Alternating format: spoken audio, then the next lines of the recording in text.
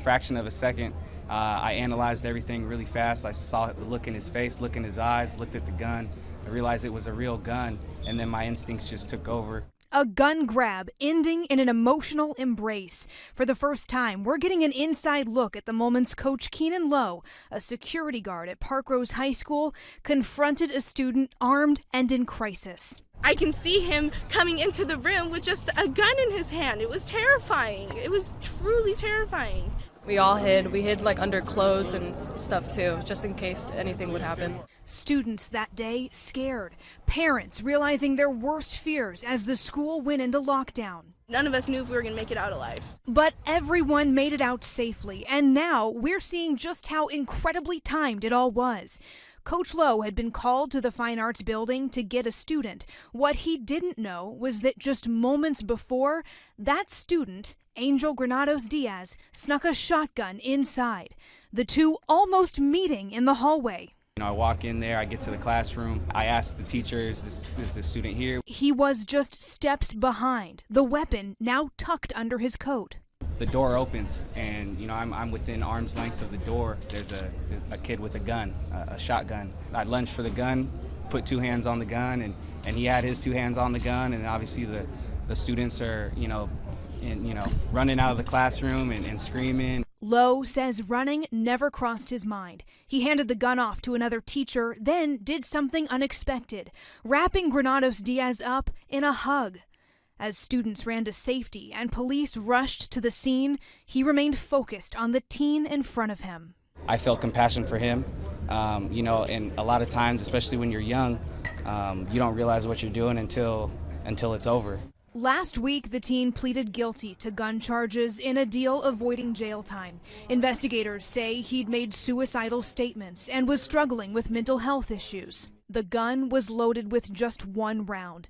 Lowe says love is what brought him to coach and work at Parkrose. Love for his students, his kids. He broke down, and I just wanted to let him know that I was there for him.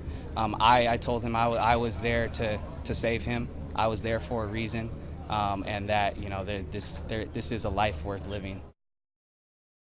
Black male teachers have positive influence on students of all races. I was wasting time on Twitter when I came across a post that stopped me in mid-scroll. The original post posed a question: how many black male educators did you have in kindergarten through 12th grade? One of my former students chimed in with a shocking number: 1. Coach Thorne. That's me. That's who I was. I taught social studies at Blythewood High School for 11 years and was assistant football coach. At first glance, the number 1 seems to be an indictment of a referendum on what we in educational circles have known forever. We need more black men in the classroom. But upon further inspection, with a little critical analysis, I believe there is power in 1. Statistics tell us that having just one African American teacher in elementary school reduces dropout rates among black boys by nearly 40% and increases their recognition as gifted students. The stats don't tell the story. The story is a student sharing that my class was the first time they really learned about the triumphant history of African Americans in the United States. The story is a text message from a former football player telling me about his future career plans and how much the lessons he learned playing football in high school shaped him. Having a black male leading a classroom can provide a mirror for young black students to see themselves as academics, leaders, and professionals instead of those images often portrayed in the media. But it doesn't stop there. Author and educator Gloria Ladson Billings argues that having teachers of color impacts white children also. As she notes, it is important for white students to see black people as capable and able to hold some position of authority over them. My personal experience confirmed these theories. Stats can't tell the story of a white teenage girl seeing a big, bearded black man in Target and doing their secret handshake, while her parents suspiciously watch only to find out it's Coach Thorne, their child's favorite teacher. Having a black male in front of the classroom can provide a window for white students to encounter the full humanity of a black man. In an increasingly polarized digital world, Any opportunities to interact with someone of another race in the real world can have positive effects. Though I no longer teach, I am still the one for a new group of students.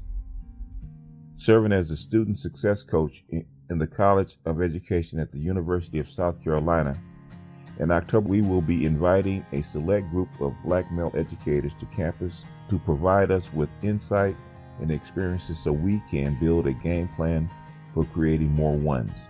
Every time you see a Black man in the classroom or as a coach or as a principal, I guarantee you that he is the one for someone. As again, the universe conspires. Just before I got this one, and I know everybody heard about it, about the football coach that was a teacher in Oregon that disarmed this, I think it was a Hispanic boy, that they had a shotgun and was getting ready to walk into the class and do some damage. And what was so profound about him disarming this boy wasn't that he was a hero, wasn't that he put his life on the line for his students. Okay, that's heroic in itself. But what struck me about that video that you saw was the compassion that only a Black man can have for another person that's downtrodden. He could have beat the boy to a pulp because, you know, he's a former college football player and enormously strong. And he could have beaten that little boy to a pulp. He could have taken a shotgun from that little boy and made him eat it. But he disarmed the boy and he hugged him and he held him. And he held him while the little boy cried. And he told the little boy that it was going to be all right. And only a Black man, as Coach Thorne is saying in this piece, can make that change. We are an influencer. You can tell. Even the small numbers that we have, as oppressed as we are, as downtrodden as they try to keep us. Now, the way America treats Black men, the roles should have been reversed. It should have been an Hispanic or white teacher taking a shotgun from a Black boy because of the way that this country treats us. But to have a Black man, a Black teacher in this particular country, and a status that they try to keep Black men in, to show that kind of compassion that would never be shown for us, that would never be shown for that same 15-year-old Black boy were he to walk into that school with a shotgun and a white teacher would have intercepted him. They'd have never got that kind of compassion from that teacher. And time after time after time, that's how come I played that video about those kids giving that little white boy clothes because they had compassion for him. And it's not to demonstrate to the world how good we are or how special we can be or how generous we can be.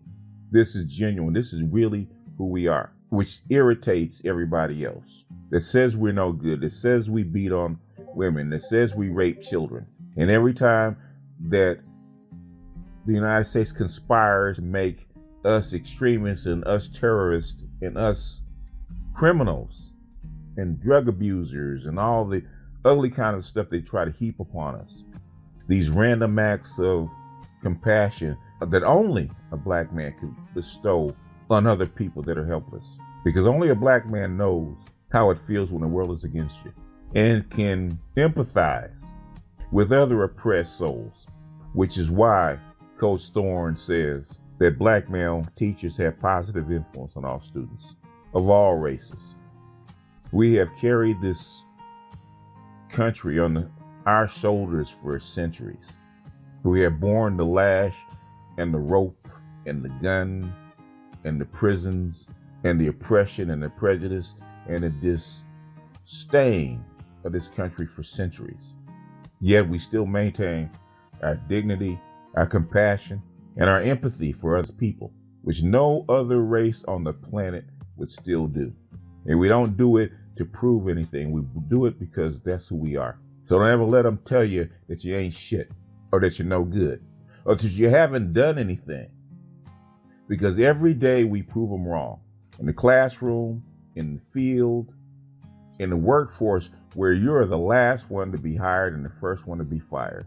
And you still keep coming. And what do they still try to do? They still try to put chains on you. Even your women try to put chains on you and still keep you beneath their boot. But you still keep wiggling. You will never give up. Because they know as soon as they get their boot off your neck, you're going to be free. And they're getting tired of holding you down. SYSBM, brothers. We all we got. BGS out. Peace.